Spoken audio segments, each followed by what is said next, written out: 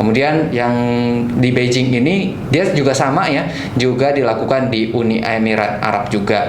Jadi kayaknya sih tempatnya sama, cuma menggunakan vaksinnya 2 jenis vaksin gitu.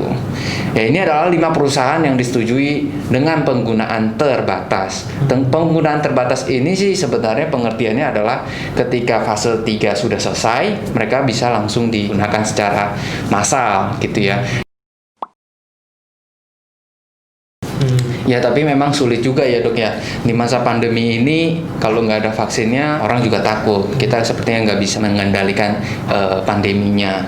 Tapi kalau misalnya kelihatan terlalu cepat ini juga membuat khawatir gitu, ya kan. Padahal usia dari COVID-nya ini belum ada 1 tahun. Benar nggak? Oke, berikutnya ini ya, kita lihat ya dok ya. Nah, ini kita mau bahas lebih lanjut mengenai si Sinovac ini. Dan kebetulan yang masuk ke Indonesia juga dari China. Betul. Ini khususnya kita bahas lagi lebih dalam di Sinovac, karena Sinovac ini yang telah diujikan di Bandung, Indonesia. Sinovac ini seperti yang telah saya singgung sedikit, dia adalah perusahaan dari China. Jadi dia memang perusahaan farmasi yang banyak mengembangkan vaksin. Oke. Beberapa vaksin dari dia yang bisa kita lihat di sini itu vaksin hepatitis A yang diberi nama Healife, vaksin hepatitis A dan B, vaksin influenza, lalu vaksin pandemi H5N1, vaksin pandemi H1N1, dan vaksin HFMD, yaitu Hand Foot Mouth Disease. Jadi dia sudah pernah mengembangkan 6 jenis vaksin, yang sampai sekarang pun masih dipasarkan di pasaran.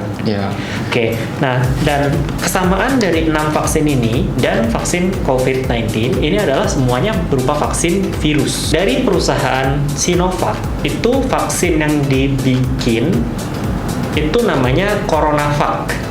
Jadi bukan Sinovac nama vaksinnya, tapi Sinovac itu nama perusahaannya, dan vaksinnya namanya CoronaVac. Kita sempat dapat gambarnya ya dok ya ini ya. Jadi ini gambar dari CoronaVac ini. Jadi memang kemasannya di kemasan kardus. Ya standar sih vaksin rata-rata bentuknya seperti itu ya.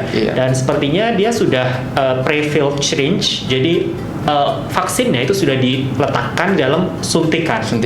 Ya, jadi dia hanya perlu disiapkan lalu disuntikkan. Langsung, jadi nggak usah ngambil lagi. Nggak perlu ngambil lagi dari vial atau ampulnya. Oke. Dan dosis yang sampai saat ini di-approve adalah 0,5 mili per suntikan. Dan dianggap efektif bila diberikan 2 kali penyuntikan dengan jarak 14 hari. 14 hari. Iya. Ya, jadi dosis pemberian dari CoronaVac ini ada 0,5. Ya, saya rasa standar ya, rata-rata vaksin memang 0,5 mili dan disuntikan di intramuskular atau di tengah-tengah otot gitu ya.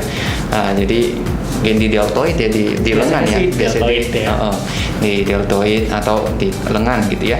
Kemudian dengan intervalnya 14 hari ya. Ini yang kayaknya paling dekat gitu ya. Biasanya 1 bulan gitu.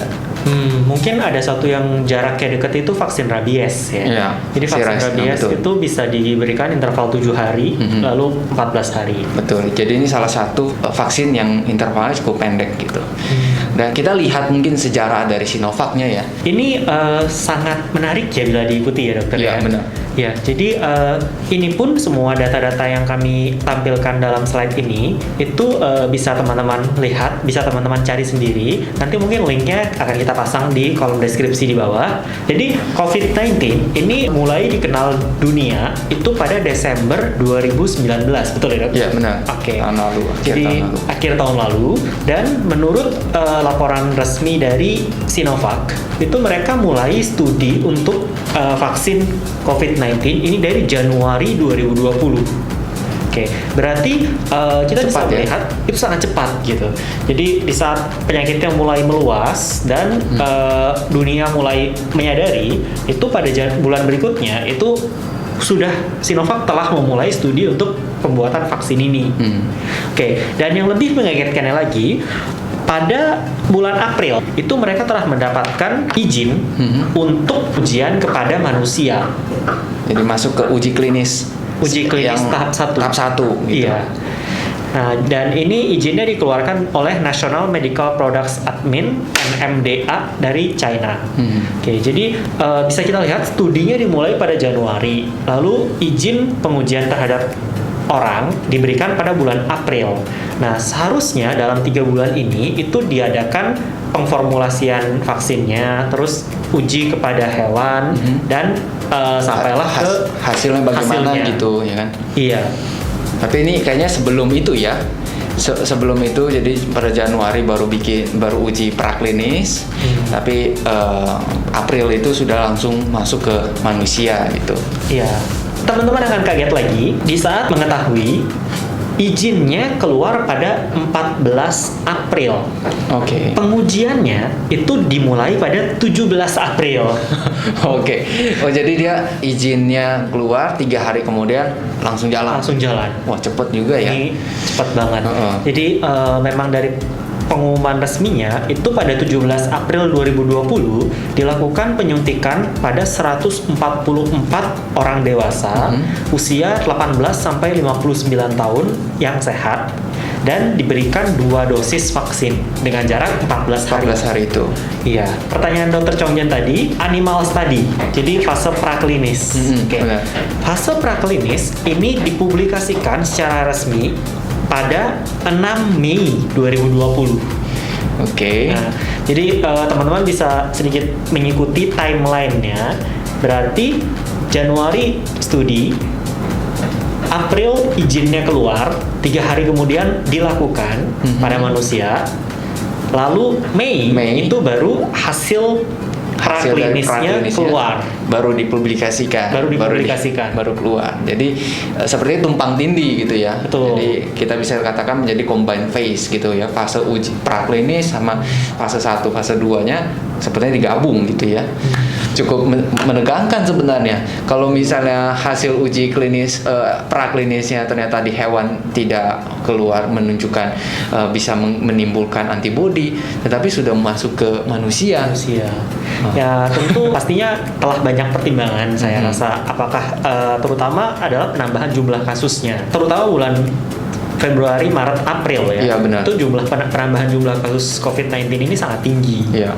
Mungkin kalau ke selanjutnya sih mengikuti ya. Jadi dari hasil animal study itu telah didapatkan hasil inactivated vaccine candidate induced COVID-19 specific neutralizing antibodies in mice, rats, and non-human primates, and it is safe. Oke, jadi kandidat vaksin dia menggunakan vaksin inactivated. Berarti ini adalah vaksin mati. Oke, ini telah memberikan antibodi yang menetralisir COVID-19. Nah, itu ditemukan pada tikus dan primata, bukan manusia, di sini monyet. Ya. Oke, jadi intinya uji praklinisnya aman ya pada hewan dan memang dapat menimbulkan antibodi. Oke, lalu pada bulan berikutnya, yaitu pada bulan Juni, itu diumumkan fase uji klinis fase 2. Jadi pada uji klinis fase 2 ini dilakukan pada 743 orang sehat dari usia 18 sampai 59 tahun. Lalu berturut-turut pada bulan Juli dan Agustus mereka menandatangani kerjasama untuk uji klinis dengan Brasil pada bulan Juli dan dengan Indonesia yaitu perusahaan Bio Farma pada bulan Agustus. Oke. Nah ini jadi kita lihat track recordnya, mereka sudah ada fase 1, fase 2 di bulan April dan hasilnya di bulan Juni sudah menunjukkan hasilnya bagus ya di uji klinis fase 1, fase 2, kemudian langsung lanjut lagi ke fase ketiga. Maka dari itu kelihatannya cepat sekali dan langsung dilakukan di 2 negara gitu ya, bulan Juli di Brasil dan Agustusnya bekerja sama dengan Bio Farma di Indonesia. Oke. Ya, jadi kita lihat lihat memang sudah sampai saat ini berjalan ya di Indonesia, dan kemarin ada kasus positif, dan memang dikarenakan banyak faktor ya sehingga dia bisa positif gitu.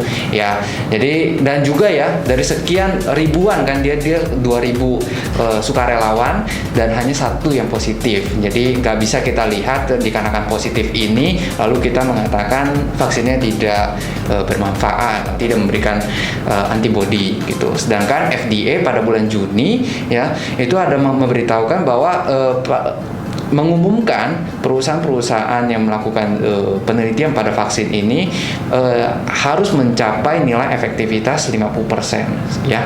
Artinya sudah bisa mencapai 50% bisa digunakan gitu ya. Tapi tetap saja harapan kita ya bisa 90 bahkan 95% ya kan. Tentunya kan ini untuk kesehatan dan jangan sampai kita sudah suntik lalu tidak memberikan efek terus kita keluar gitu tahu-taunya kena COVID-19 ini ya.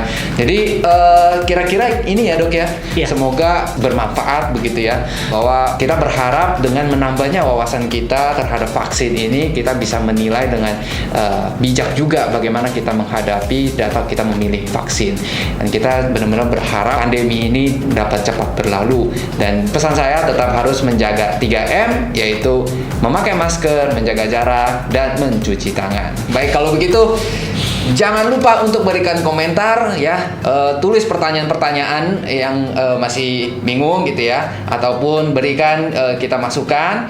Kemudian jangan lupa kalau suka like dan share video ini. Sampai jumpa.